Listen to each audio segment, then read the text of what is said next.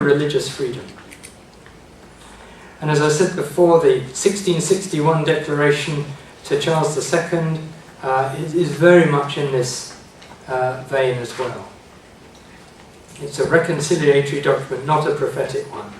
Nowhere in that do Quakers claim that the Crown is wrong or should repent, but rather they're just merely negotiating the Quaker position.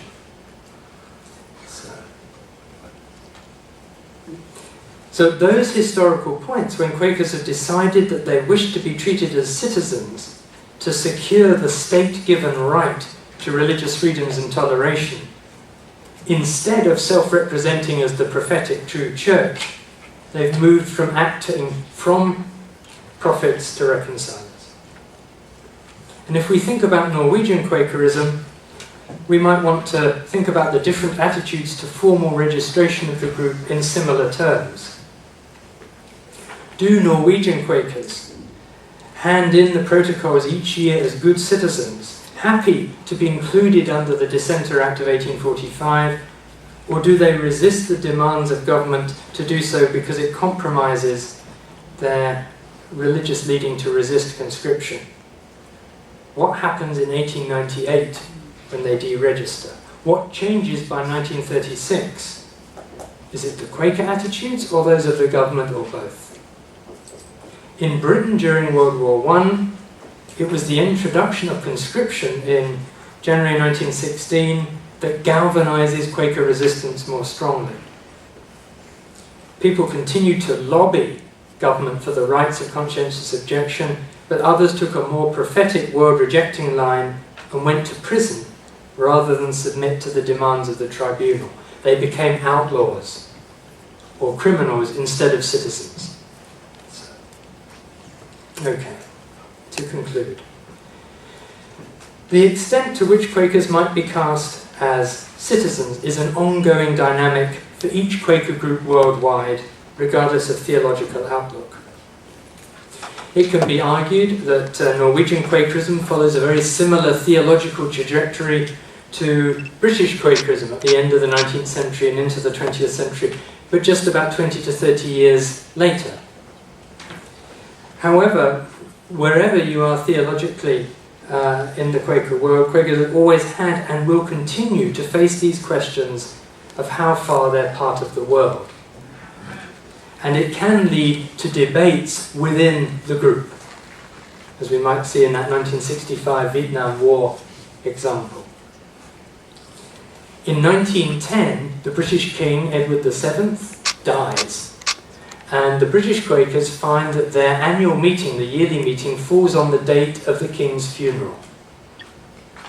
And there's then a major debate in the Quaker Weekly called The Friend about whether Quakers should be wearing mourning dress to yearly meeting. Should they be part of the nation that is grieving the death of the monarch?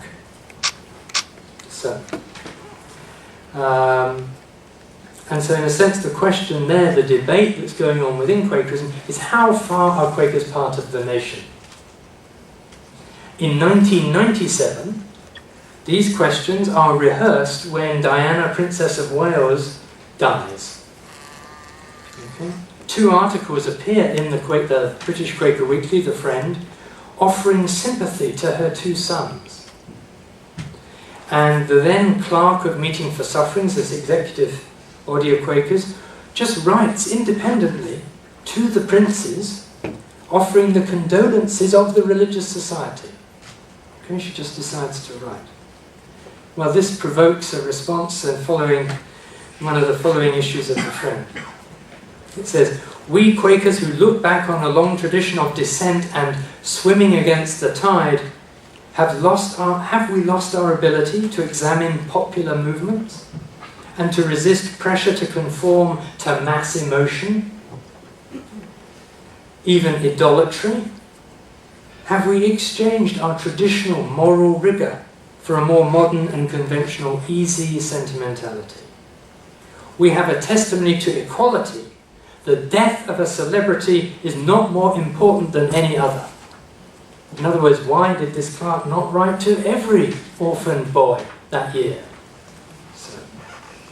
So the question then, and it's for Quakers but also it applies to all religious minorities, are Quakers to be citizens or spiritual purists, world-affirming or world-rejecting, reconcilers or prophets? In summary, I want to say it's more useful to understand the operation of this tension between world rejection and world affirmation, as framed by Mendel's typology and Bjorkvist's axis, as an ongoing dynamic, rather than try, as so many scholars have done, to try and agree on particular key dates, where, when or if Quakers evolved from one type of group to another. Changes in perception of goals and strategy lead to innovations in expression. The desire for citizenship and religious toleration belong to one end of this axis, and may be contested even within the group when pressures mount to achieve new goals using alternative strategies, or when notions of exclusivist religious claims suddenly regain popularity. Thank you very much.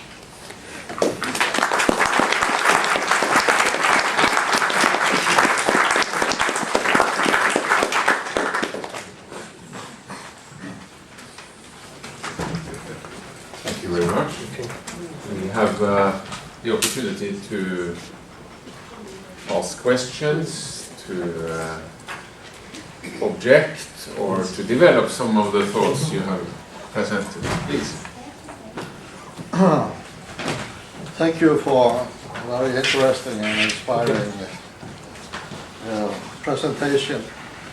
Isn't it so that these changes you talked about is not only a question about